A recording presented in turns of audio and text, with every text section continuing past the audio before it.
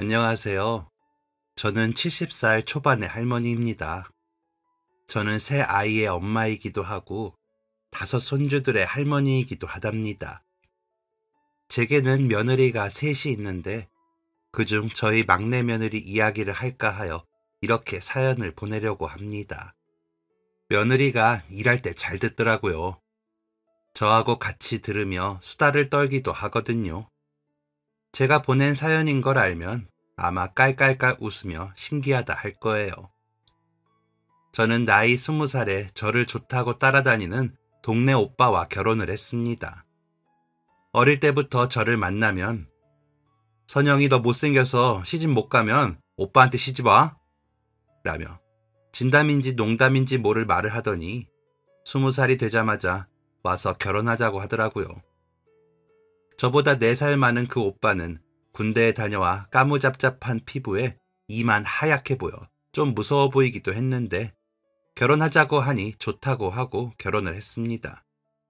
내심 오빠를 좋아하기도 했었고 오빠네 어머니가 저를 예뻐하셨거든요. 아이고 우리 며느리 어디가? 라며 아는 체도 해주시고 간식도 자주 주시고요. 오빠의 여동생들과 친하기도 했기에 오빠와 결혼하는 게 싫지 않았습니다. 엄마는 저를 좀 더 좋은 집에 시집 보내고 싶었다며 우셨지만 아버지는 제가 오빠한테 시집 가겠다고 하자 좋아하셨습니다. 아버지와 오빠네 아버지는 어릴 적부터 서로 사돈하자고 약속을 했다면서요.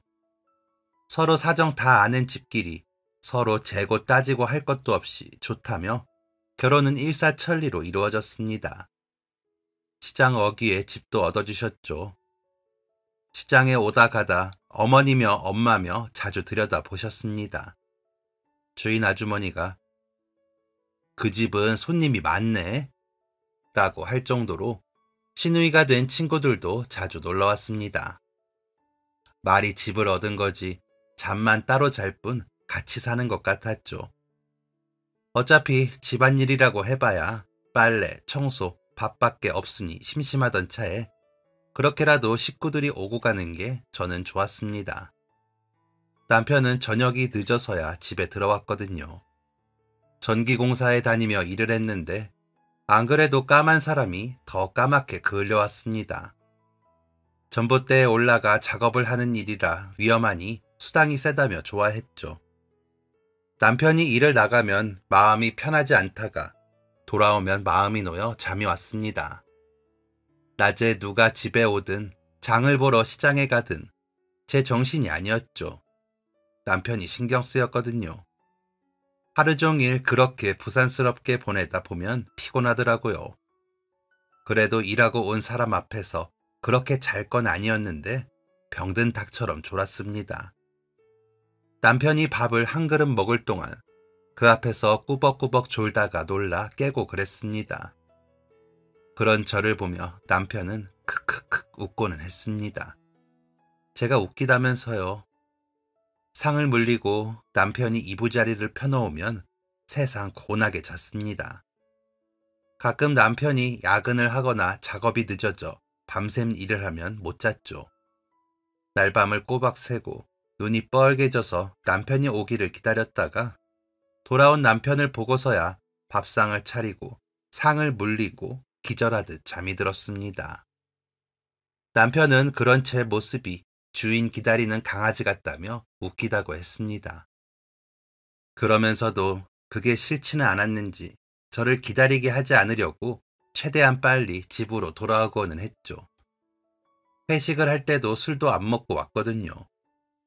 남편과 똑 닮은 아들 둘만 낳으면 좋겠다는 제 바람처럼 저는 결혼한 이듬해 그 다음에 연년생으로 아들을 낳았습니다. 둘 다 제 아버지를 꼭 빼닮아 웃음도 많고 장난기도 많은 아이들이라 예뻤습니다.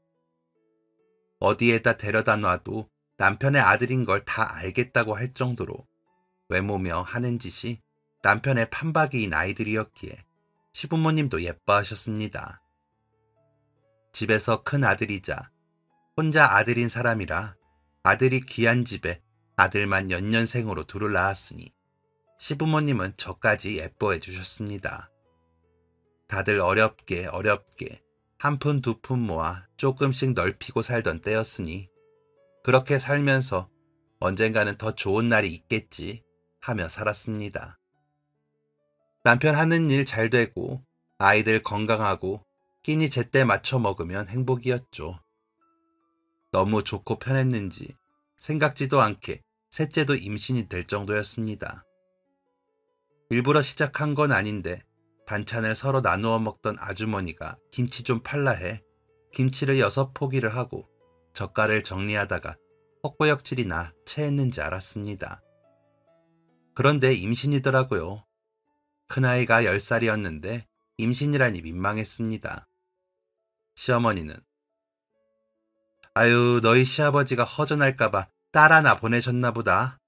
돌아가시자마자 삼신할매 졸랐나 보네. 라며 아이가 딸일 거라고 하셨습니다. 입덧도 전에 두 아이들과는 달리 심했고 먹히는 음식도 시큼한 것이나 과일 같은 것만 찾아서 저도 뱃속의 아이가 딸일 거라고 생각했습니다. 그런데 태어난 아이는 아들이지 뭡니까? 그런데 아이 외모가 저를 빼닮았더라고요. 남편은 아이를 안고 웃으며 이 녀석 나중에 여자 열어 돌리겠어. 사내놈이 피부 하얀 것 좀 봐. 영화배우 시켜야 하나? 라면서 좋아하더라고요. 엄마도 이놈이 그래도 딸 노릇 할 건가 보다. 입덧도 그렇고 인물이 훤하네. 라며 아이가 저를 닮았다고 좋아하셨습니다. 제 눈에도 저를 닮긴 했더라고요. 첫째와 둘째는 동생이 신기한지 매일 학교 끝나면 달려와 아기 들여다보느라 시간을 다 보내고는 했습니다.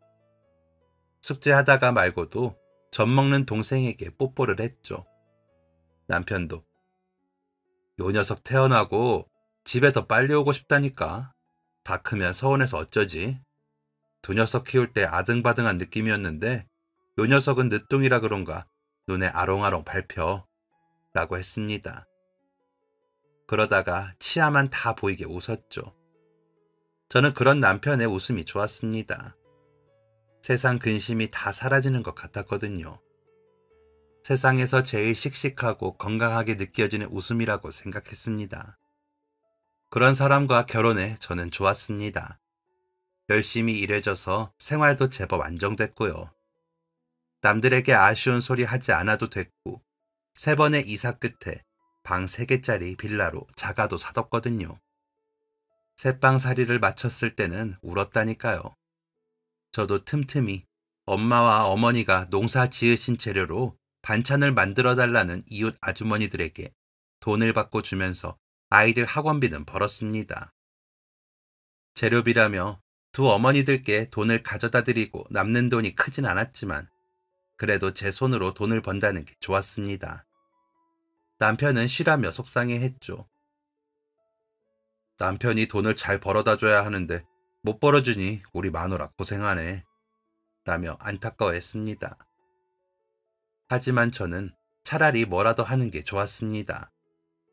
바쁘게 지내지 않으면 자꾸 남편만 기다리게 돼서 더 피곤하고 힘들더라고요.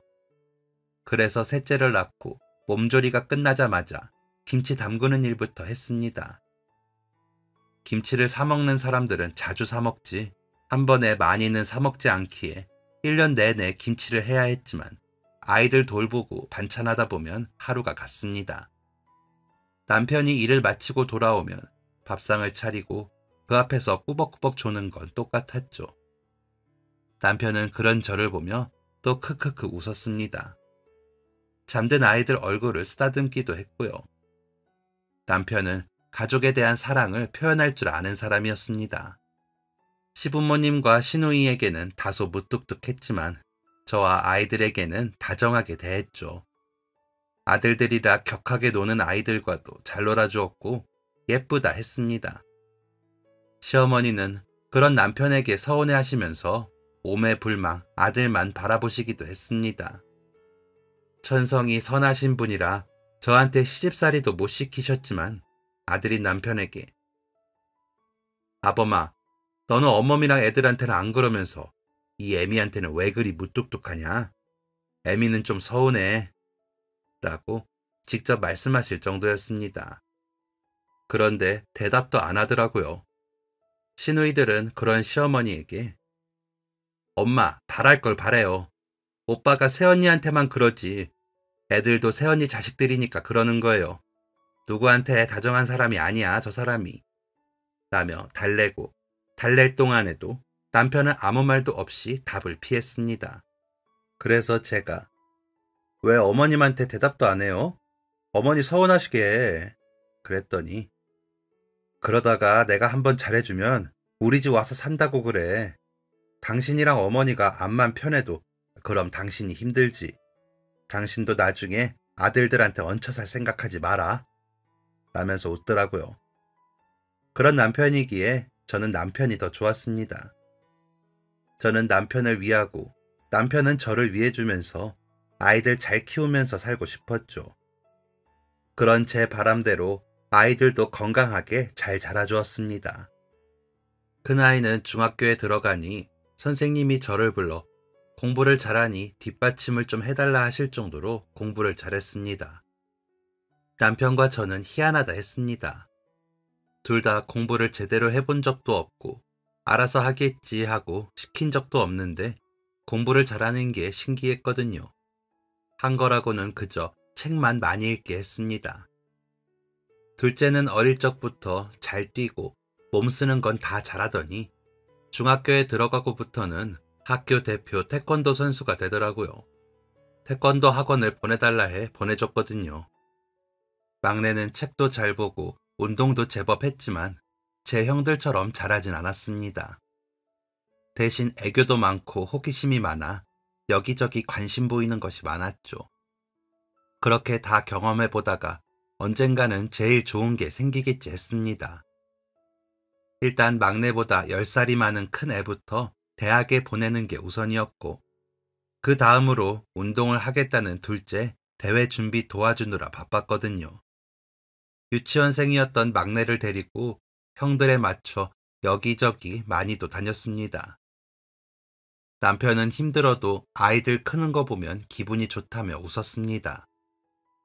그런 남편에게 도움이 되고 싶어 저는 열심히 김치를 만들어 팔아 벌었습니다. 중학생 둘에 유치원생, 학교며 학원에 보내려면 돈이 꽤 많이 들었거든요. 남편은 제 몸이 상한다며 걱정을 많이 하면서 못마땅하게 여겨 싫어했습니다. 시골에서 재료 가지고 오는 것도 꽤나 힘든 일인데 너무 애를 쓴다고 하면서요. 오래된 작은 차에 짐을 싣고 다니는 것도 보기 싫다며 고개를 저으며 싫어했죠. 저는 가만히 앉아 있기보다 뭐라도 하는 게 좋다며 고집을 부렸습니다. 그때 제가 남편의 말을 좀 더 잘 듣고 좀 집에서 뭉개고 있을 걸 그랬습니다. 저는 평생 그때 남편의 말을 듣지 않은 것을 후회하면서 살았습니다. 장마철이면 전기공사를 하는 회사는 비상입니다. 단전되는 곳이 많아서요. 비가 오면 전기공사를 하지 않는 것이 보통의 상식이겠지만 우리들의 삶이 편하고 무탈하게 흘러가기 위해서는 여러 사람의 희생이 필요하더군요. 그 희생을 해야 하는 자리에 남편이 있고 보니 하늘도 원망스럽고 기다려주지 않는 사람들이 원망스러웠습니다. 하지만 어쩌겠습니까? 저희 먹여 살리느라 그런걸요. 그 바람에 저는 장마철만 되면 더 예민해져서 남편을 기다렸습니다. 아이들 밥을 해먹이면서도 온통 신경은 밖에서 일하는 남편에게로 향했죠. 전화벨만 울려도 심장이 쿵쾅거릴 정도로 긴장된 상태였습니다. 남편이 집에 돌아와 젖은 옷을 벗어놓을 때는 괜히 눈물이 날 정도였죠. 그날은 아이들을 재우고 다음날 만들어 놓기로 한 김치재료 손질하고 남편 밥을 해놓고 늦게까지 기다리는데 안 오기에 벽에 기대 있었습니다. 잠깐 잠이 들었는데 빗물에 잔뜩 젖은 남편이 제 얼굴을 쓰다듬으며 선영아, 왜 이러고 자? 누워서 자지. 얼른 누워 자. 라고 하더라고요. 아유, 얼른 씻어요. 밥 먹어야지. 오늘 일이 많았어요? 라고 묻는데 이상했습니다. 남편은 제 머리를 젖은 손으로 쓰다듬으며 미안해. 이제 나 기다리지 말고 자. 선영아, 고맙다. 애들 잘 부탁해. 라고 하는데 저도 모르게 눈물이 흐르더라고요. 그렇게 울다가 정신을 차려보니 전화벨이 울리고 있었습니다. 떨리는 마음을 부여잡고 전화를 받았는데 남편의 회사 동생이었습니다. 형수, 빨리 와요. 형이 라며 절규하듯 말하기에 느낌이 오더라고요. 남편이 나에게 인사를 하러 왔구나. 가서 이 사람 보내줘야 하는구나 하는 생각에 아이들을 깨워 빗속을 뚫고 남편이 있는 곳으로 갔습니다. 아이들은 제 표정이 심상치 않았는지 덩달아 긴장을 해서 아무 말도 못하더라고요. 병원 응급실에 도착해 온몸 구석구석이 그을린 남편을 저만 만나게 되었습니다. 간호사 선생님 말씀이 이미 사망한 상태로 실려왔다며 그렇게 잘 웃던 남편이 아프다는 말도 못하고 빳빳해져서 저를 기다리고 있더라고요. 남편의 가슴팍에 귀를 대고 들어봐도 아무 소리가 들리지 않았습니다. 손을 잡고 흔들어도 들썩이기만 할 뿐 남편은 깨어나지 않고 자더라고요. 시골에 계시는 어머님과 엄마에게 연락을 하고 장례 절차를 시작하면서도 이게 맞는 건지 모르겠고 정신이 없었습니다. 아이들도 울고요. 남편은 모두가 좋아하고 사랑하는 좋은 사람이었습니다. 좋은 남편, 좋은 아빠, 좋은 아들, 좋은 사위, 좋은 오빠였으니까요. 장례식장에서 저희보다 크게 울어주시던 남편의 회사분들만 봐도 알 수 있었죠. 모두가 통곡을 하느라 힘든 남편의 장례식에 남편 사진은 웃기만 했습니다. 그렇게 웃으며 어디엔가 숨었다가 나타날 것 같은데 오지 않더라고요. 어머님은 몇 번을 실신하셨습니다. 큰애와 둘째는 그런 할머니를 챙겼죠. 엄마는 저에게 정신 놓지 말라며 저를 자꾸 일깨워 주셨습니다. 송규, 선규, 재규, 이제 다 너가 책임져야 하는데 정신 놓으면 어쩔 거냐. 사돈이야 자식 먼저 보냈으니 그럴 수 있지만 너는 이제 그러면 안 돼. 정신 차려 얼른! 이라고 하셨는데 그 말이 그렇게 서운하더라고요. 그때 제 표정에서 막내가 심상치 않음을 느꼈는지 제 손을 잡으며 엄마, 제가 곁에 있을게요. 라며 눈물을 흘리는데 엄마의 말이 이해가 되었습니다. 이제는 남편을 대신해 제가 아이들의 지붕이 돼야 한다는 것이 실감 나더라고요. 그때부터 아이들 앞에서 약한 모습을 보이지 않으려고 버텼습니다. 어머니를 챙기고 아이들을 챙기며 뒤돌아 눈물을 훔쳤죠. 순간순간 힘들었습니다. 발인 날 남편을 선산의 아버님 곁으로 모시며 몇 번을 쓰러질 뻔도 했죠. 하지만 그럴 때마다 아이들 얼굴을 보며 안간힘을 쓰며 버텼습니다. 집으로 바로 돌아가지 못하고 시댁에 아이들을 맡기고 저는 친정에 있었습니다. 저까지 시댁에 가 어머니와 부여안고 울다가 세월 다 가겠더라고요. 시누이들이 어머니가 걱정이 되니 같이 있어주리라 믿고 저는 친정으로 갔습니다. 친정집에 들어서자마자 저는 장례 내내 참았던 눈물을 펑펑 쏟았습니다. 엄마는 제가 그럴 것을 알기라도 했던 사람처럼 제 등을 쓸어내리며 우시더라고요. 울어라. 애들 없을 때 울어. 앞으로도 울고 싶으면 엄마한테 와서 울어. 대신 다른 데서 혼자 울지 마. 그 생각하면 내가 속이 뒤집어진다. 내 새끼. 불쌍한 내 새끼. 혼자서 아기들 데리고 어떻게 살래? 라고 하시면서요. 저는 혹시나 울음소리가 담장을 넘을까 끄끄거리며 목이 다 쉬도록 울었습니다. 날이 저물어 밤이 되도록 저는 울고 또 울었습니다. 그러다 지쳐 잠이 들었죠.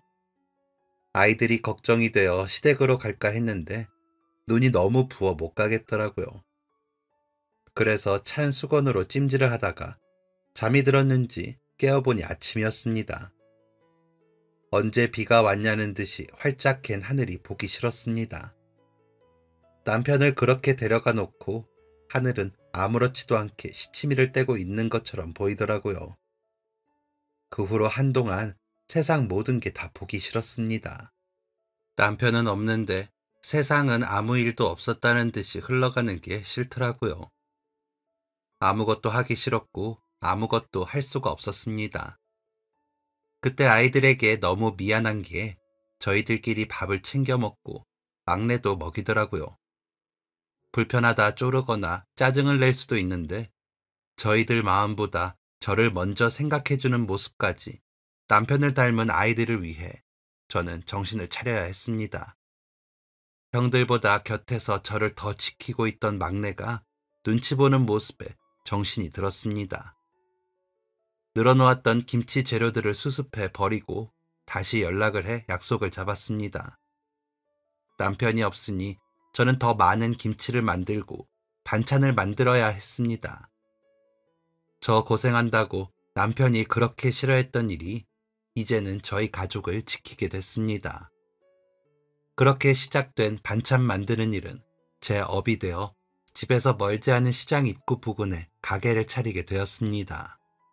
김치, 젓갈 무침, 식혜, 수정과 같은 걸 팔았죠. 제철 나물도 조금씩 만들어 팔면서 점점 가짓수를 늘렸습니다. 아이들은 저마다 목표했던 것들을 해내며 바르고 착하게 자라주었습니다. 특히나 막내는 학교를 마치면 가방만 내려놓고 저를 만나러 시장으로 와 하루 종일 무슨 일이 있었는지 이야기해주고 엄마 보고 싶었다며 애교를 부렸습니다. 그런 막내 덕에 제 삶은 퍽퍽하지 않았습니다. 그 덕에 웃는 날도 많았죠. 남편이 먼저 가고 난 후 아이들에게 순간순간 미안하다는 생각에 사소한 일에도 마음이 작아졌습니다. 혹시나 아이들이 형편 때문에 포기하는 것부터 배울까봐 신경이 쓰였고요. 그런데 막내가 와서 애교를 부려주면 그때만큼은 마음이 편해졌습니다. 첫째와 둘째도 동생을 귀여워해주며 저와 편하게 있기도 했고요. 남편이 그때 저희를 봤다면 환하게 웃으며 좋다 했을 겁니다. 남편은 39살에 그대로였지만 아이들은 고등학생이 되고 막내는 초등학생이 되어 더 많이 자라고 있었지만 말이죠. 저희의 마음은 남편이 있던 때와 같았습니다. 둘째가 남편 제사 때 사진을 닦아 올리며 그러더라고요. 아빠는 안 늙고 그대로인데 우리만 나이를 먹네. 어쩌나 이러다 아빠랑 친구 되겠어. 라는 아이의 너스레 소리에 웃을 만큼 시간이 흘렀죠. 야자하고 운동 마치고 하는 제사라 아이들 얼굴은 저마다 지쳐 있었는데 그럼에도 1년 중 가장 밝은 얼굴이었습니다. 아버지 보고 놀라신다고요. 막내는 제사상에 올린 남편 사진 앞에서도 이런저런 이야기를 잘했습니다. 남편이 살아 있었다면 빙그레 웃으며 아이의 이야기를 밤이 새워도 들어주었을 텐데 하는 아쉬움이 드는 날이 남편의 제삿날이기도 했습니다. 제삿날 밤에는 이상하게 남편을 기다리던 날들처럼 잠도 못 자기도 했고요. 평생을 기다리고 그립게 하는 사람을 마음에 담고 살았습니다. 어쩌겠나요? 제 짝이 그렇게 정해졌으니 이러고 살 수밖에 없는 거죠. 그 시리고 고달픈 마음은 아이들이 잘 자라주니 저도 버텨졌을 겁니다. 제 자식이라서가 아니라 아이들이 착해요. 남편 닮아 웃는 모습이 보기 좋은 아이들이죠. 큰아이는 중학교 때 선생님 말씀처럼 공부를 잘해 대학에 대학원까지 마쳤습니다. 둘째는 태권도를 하다 다치는 바람에 체육교육학과를 가 선생님이 되었고요. 제때 좋은 짝을 만나 결혼도 잘했죠. 큰아이 30에 결혼했고 둘째도 30에 같은 교사 만나 결혼했거든요. 큰아이는 박사과정 밟는 중에 같은 연구소에 있는 아가씨와 결혼을 했는데 그때 막내가 형 결혼한다고 아르바이트로 모은 돈을 내밀어 감격하기도 했었습니다. 둘째가 결혼할 때는 막내가 군인이라 돈이 없다며 뭘 해주질 못해 미안하다고 그간 월급 모은 걸 내밀었습니다. 제가 보태준다고 했는데 거절하더라고요. 그래서 빌려줄 테니 제대하고 갚으라며 큰아이 때와 똑같은 금액을 맞춰줬습니다. 엄마, 그게 뭐야? 내가 벌어서 줘야지. 엄마는 벌써 해줬을 거 아니야. 아니, 아무리 부모 자식 간이라도 날 뭘 믿고 돈을 빌려줘. 힘들게 벌어서 그러면 안 되지. 라며 형에게 나중에 갚을 테니 걱정 말라며 웃더라고요. 아이들끼리 우애도 좋고 착하니 제가 하는 고생은 당연하다고 생각이 들었습니다. 그러니 그 긴 세월을 시장에서 장사하며 버텼죠. 막내가 제대를 하고 다니던 학교만 마치면 그나마 조금은 여유가 생기겠다 했습니다. 막내 고등학교 때 어머니와 엄마가 한 해 상간으로 돌아가시고 제 마음은 시장 안 가게에 갇힌 것 같았을 때도 있었지만 집에서는 티도 못 냈죠. 괜히 제 어두운 마음이 아이들에게 닿을까 억지로라도 웃었습니다. 엄마의 말처럼 아이들 지킬 지붕은 저라는 생각에 애를 쓰며 살았습니다. 가게는 집에서 김치 만들어 팔 때부터 사주던 분들이 소문을 잘 내주셨는지 처음 문을 열 때부터 제법 장사가 됐습니다.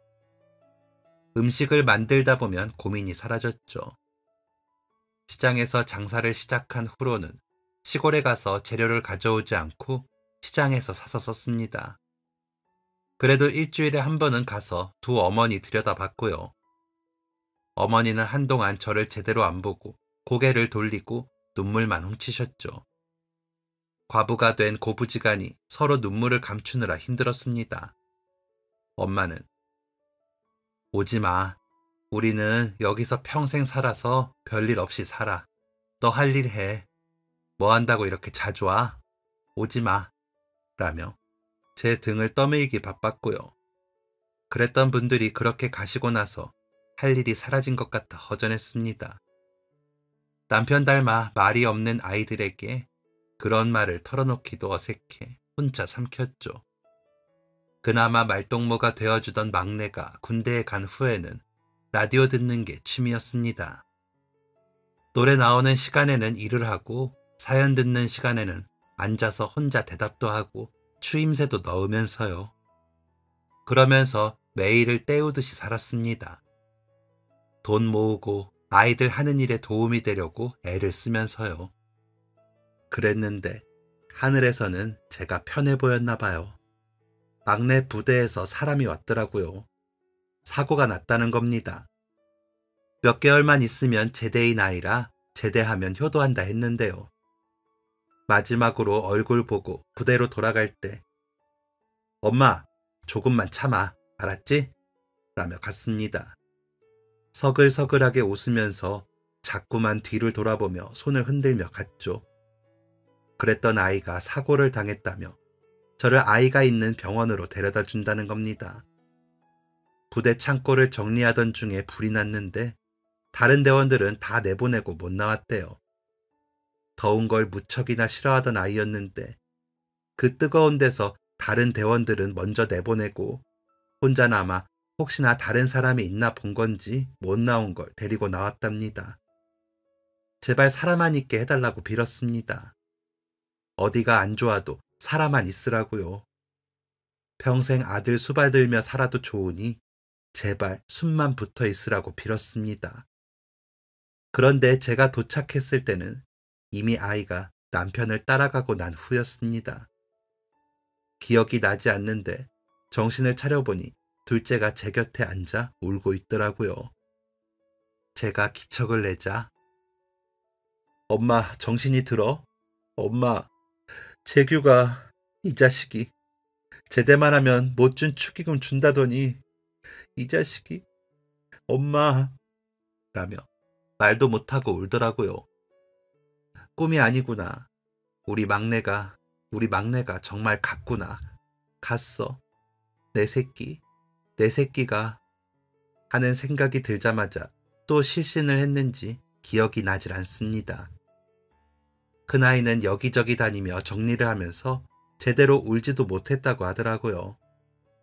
제가 겨우 정신 차리고 장례식장에 앉아 단이 차려지는 걸 보고 있었습니다. 정신을 못 차리고 멍하게 앉아있는 제게 아이가 있던 부대 무슨 직급이라는 사람이 와서는 공병장이 부대원들을 구하려고 희생을 감내했습니다. 어머님 감사합니다. 그리고 죄송합니다. 라며 격려를 하더군요. 큰애는 한참 뒤에야 와서는 엄마, 우리 막내가 아기인 줄 알았는데 어른이더라. 다들 대비를 시켰대. 그래놓고 지는 못 나온 거래. 안에 못 나온 대원 있는지 본다고. 뜨거운 거 싫어서 사우나도 못하는 자식이 무슨 이라며 목이 쉬도록 울었습니다. 저도 둘째도 큰아이 곁에서 엉엉 울었습니다. 가슴에서 화가 올라오더라고요. 내가 무슨 잘못을 해서 30대의 남편을 사고로 잃고 50대엔 아들까지 잃어야 하나 하는 생각에 화가 나고 다 싫고 다 미워지면서 가슴을 치며 울었습니다. 막내가 얼마나 착한 아이인데, 우는 엄마 걱정에 곁을 떠나지 못하던 아이인데 그 아이를 그 뜨거운 불구덩이 속에서 데려가시나 싶어서 화가 나더라고요. 차라리 나를 데려가시지 왜 그 착한 아이를, 이제 20에 조금 넘게 산 아이를 데려가시는 건지 하는 생각에 마음이 천갈래 만갈래 찢어지고 또 찢어졌습니다. 며느리들이 오고 시누이들이 와도 입도 열기가 싫어 인사만 겨우 하고 돌아앉아 아이 사진만 보며 울었습니다. 아이가 너무 가여워서 미치겠더라고요. 학교 친구들이라며 오고 부대원들도 와서 인사를 하는데 받고 싶지도 않았습니다. 다 싫더라고요. 우리 아이는 없는데 와서 인사를 하는 게 반갑지 않았습니다. 그러다 한 여자가 들어와 아이 사진을 보더니 엎드려 통곡을 하며 울더라고요. 막내와 비슷한 나이로 보이는데 그렇게 울기에 가까운 친구인가 했습니다. 작은 체구의 여자아이가 가족처럼 우는 모습에 아이들과 저는 또 눈물이 났죠. 막내의 친구들이 그 여자를 데리고 자기들 상으로 가더니 저희 쪽을 힐끔거리더군요. 이상하게 다른 손님들은 눈에 안 보였는데 그 손님은 신경이 쓰여 유심히 봤습니다. 보고 싶지 않아도 보게 되더라고요. 자리에 앉아서도 우는 모습이 이상했습니다. 그러다 한 친구의 부축을 받고 제게 다가와 드릴 말씀이 있습니다 하더군요. 배를 잡고 있는데 볼록한 게 한 6개월 정도 된 배가 그제서야 눈에 들어왔습니다. 같이 온 친구의 말이 막내와 그 여자아이가 오래전부터 사귀었답니다. 고등학교 때부터였다는데 들어본 적이 없어 의아하더군요. 친구들 사이에서는 유명한 커플이었다는데 한 번도 내색한 적이 없어 몰랐습니다. 군대를 가고 나서도 헤어지지 않고 만나다가 제대하면 결혼하자고 했었대요. 원래는 졸업하고 자리 잡으면 하려고 했는데 아이가 생겼답니다. 저번 휴가 때 막내도 알고 들어갔는데 사고가 났다는 소식을 듣게 됐다고 했습니다. 머리가 복잡하고 어지럽더군요. 중요한 이야기를 아이가 안 했다는 게 안 믿겨졌습니다. 제 입에서 나온 첫 마디는 부모님은 아세요? 였습니다. 그러자 더 복장 터지는 답이 돌아오더군요. 고아랍니다. 곁에서 함께 이야기를 듣던 아이들도 탄식을 떠트리며 머리를 싸매더라고요. 그러더니 큰며느리가 그런데 그 아이가 우리 도련님 아이라는 건 어떻게 믿어요? 우리는 아가씨에 대해 들은 적도 없는데 진짜 사귄 건 맞아요? 라고 물었습니다. 그러자 곁에 있던 친구가 사귄 건 맞아요. 제가 고등학교 때부터 봐서 알아요. 라며 여자아이를 대신해 말을 해주더군요. 여자아이는 말도 없이 울기만 했습니다. 안 그래도 정신없는 장례식장이 더 아수라장이 되었습니다. 아이, 장례, 발인까지 여자아이는 가지 않았고 그렇게 장례를 마치게 되었습니다. 아이들은 여자 뱃속의 아이가 진짜 막내의 아이라고 해도 큰일이고 아니면 어쩌냐며 걱정을 하더군요. 그러더니 큰애가 대학병원에 가면 유전자 검사를 할 수 있어요. 제가 알아볼게요. 낳는다고 하면 그렇게라도 확인을 하고 그 후에 이야기해야죠. 라고 하기에 그러라고 하고는 자리에 누웠는데 여자의 얼굴이 자꾸 떠오르더라고요. 며칠 뒤 가게를 다시 열고 장사 준비를 하는데 여자가 가게 앞에 서 있었습니다. 들어오라고 했더니 고개를 숙이며 인사를 하더니 가게로 들어서더군요. 여자의 얼굴을 찬찬히 살피며 장례식에서 묻지 않았던 말들을 물었습니다. 부모님은 왜 안 계신 건지, 지내는 곳은 어디인지, 아이는 낳을 건지. 원래는 할머니가 키워주셨는데 고등학교 졸업 전에 돌아가셨답니다. 그때 막내도 할머니들이 돌아가셔서 서로 위로를 해주다 사귀게 되었고요. 그 후로는 할머니와 살던 셋집에서 살았는데 새를 올려달라고 해 갈 곳이 없고 아이는 낳아 기르고 싶다고 하는 목소리가 파르르 떨리는 게 느껴졌습니다. 일단 재규 형들이 아이를 낳겠다고 하면 유전자 검사인가를 한다고 하더라고요.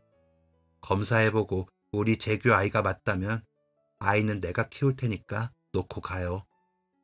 아빠도 없이 아이 혼자 키우는 게 그렇게 마음처럼 쉬운 게 아니에요.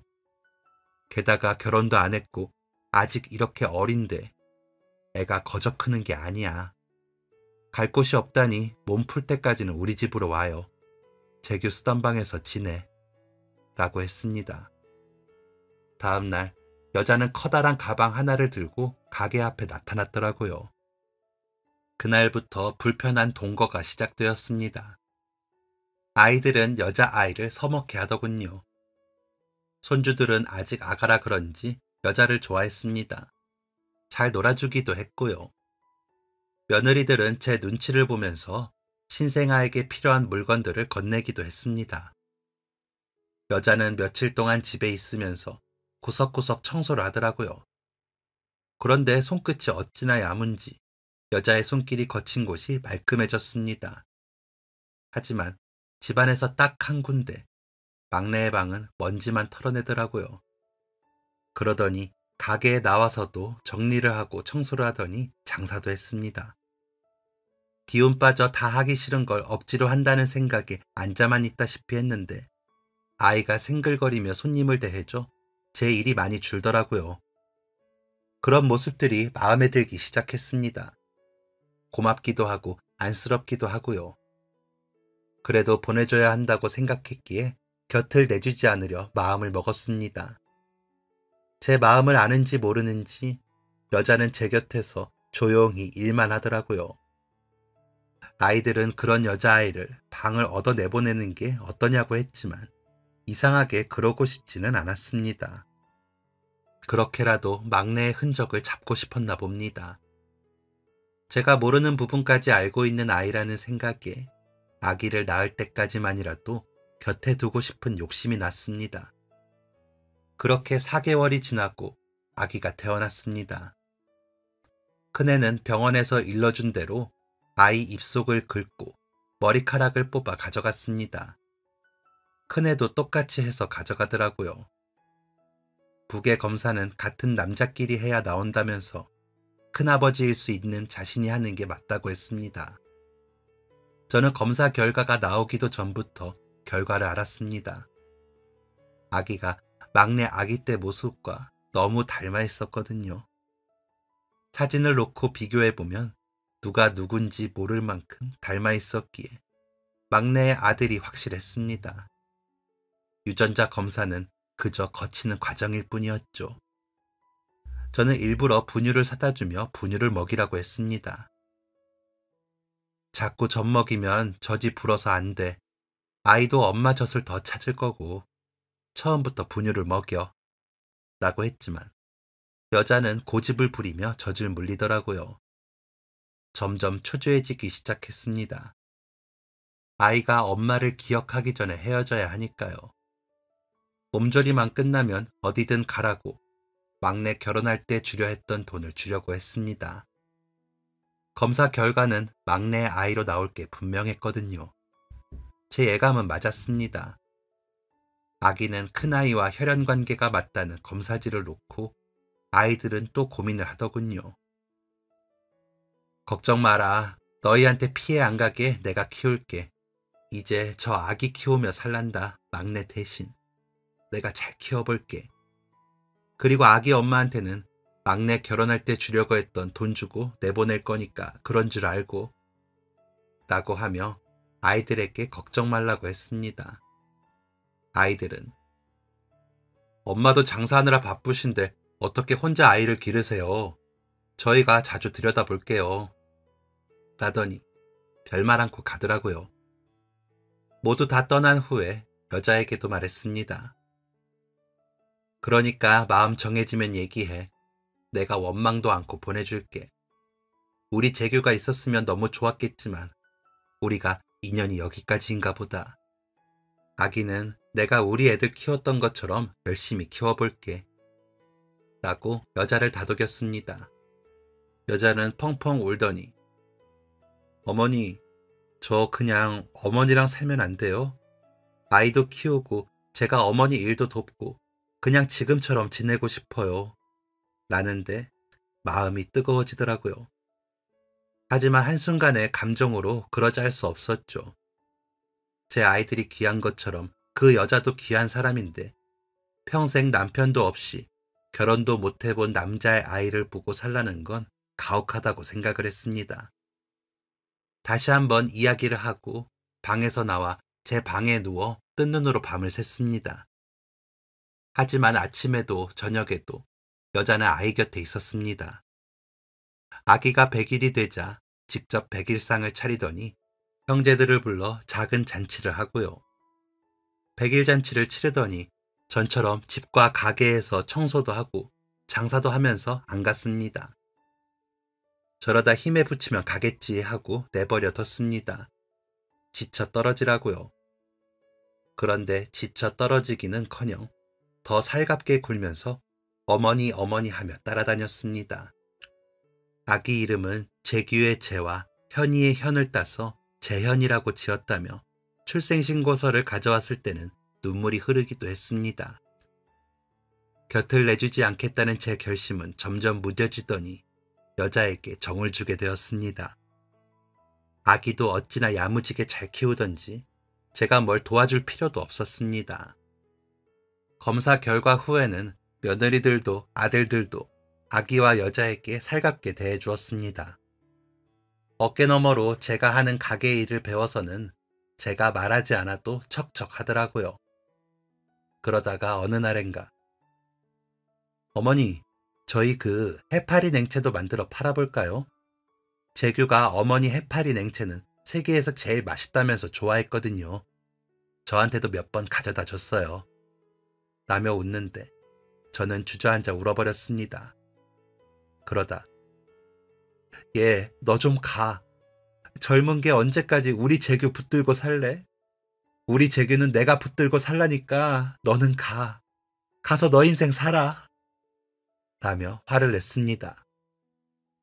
아무 말도 않고 있던 여자는 어머니, 제가 가긴 어딜 가요.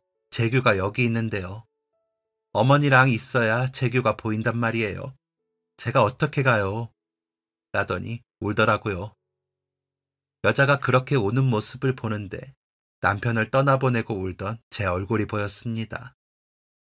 아이들 앞에서는 울지도 못하고 엄마 앞에서 가슴을 치며 울던 제가 보이더군요. 그래서 여자를 안아주었습니다.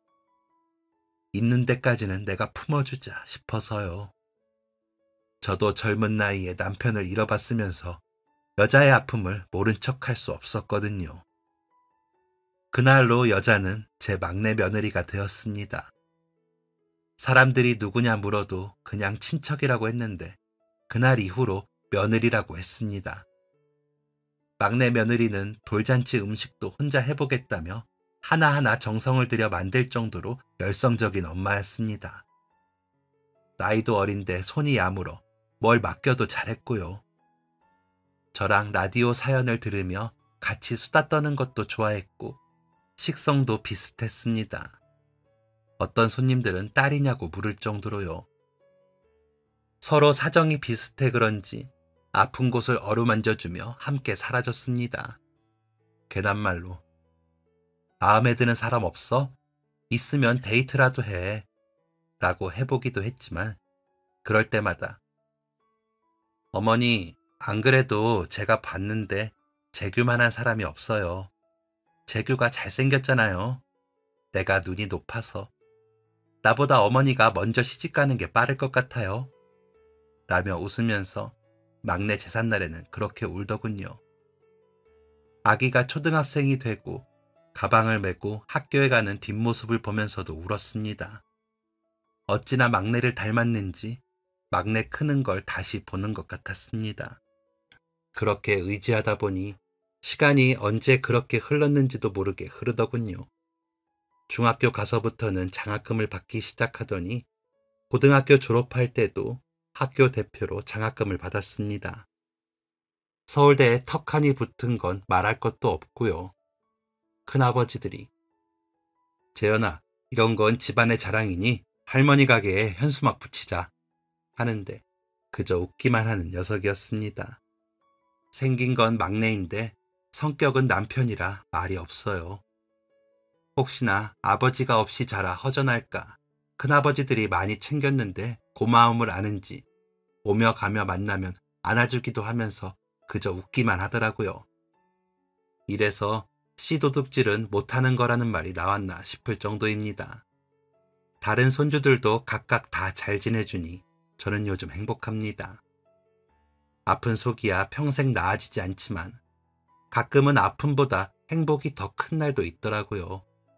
그 행복을 제게 준 아이들에게 너무 고맙습니다. 막내 며느리는 이제 저보다 더 가게 주인 행세를 합니다. 더 잘하기도 하고요. 그러면서 어머니, 내가 가게 일은 다 할 테니까 어머니는 그냥 앉아만 계세요. 이상하게 어머니 없으면 일하기가 싫어요. 그러니까 내 눈에 보이게 앉아만 계셔요. 라며 저와 매일 손을 잡고 가게로 출근을 합니다. 매일 아침 저녁으로 상 뭐 차릴지 물어보면서 재규가 하는데 평생 저럴 것 같기도 하고요. 이제는 간다고 하면 제가 잡을 것 같습니다. 며느리가 없으면 어찌 사나 싶어서요. 그래도 간다고 하면 보내주려고요. 언제 갈지는 아직 모르겠습니다. 얼마 전에도 좋은 사람 없냐고 물어봤었거든요. 재규만한 남자도 없지만 어머니 같은 시어머니도 없어서 못 가요. 라고 웃습니다.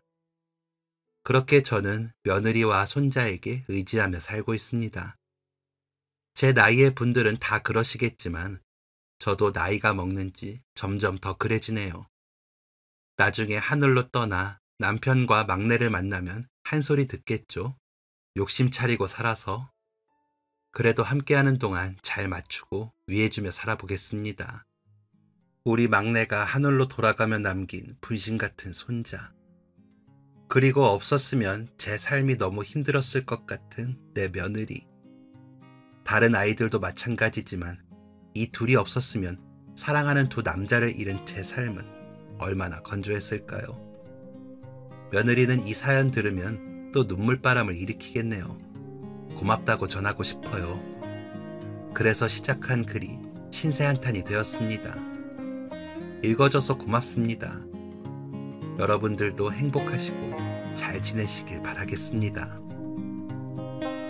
지금까지 사연 들어주셔서 감사합니다. 사연이 재밌으셨다면 구독과 좋아요를 눌러주세요. 감사합니다. 안녕히 계세요.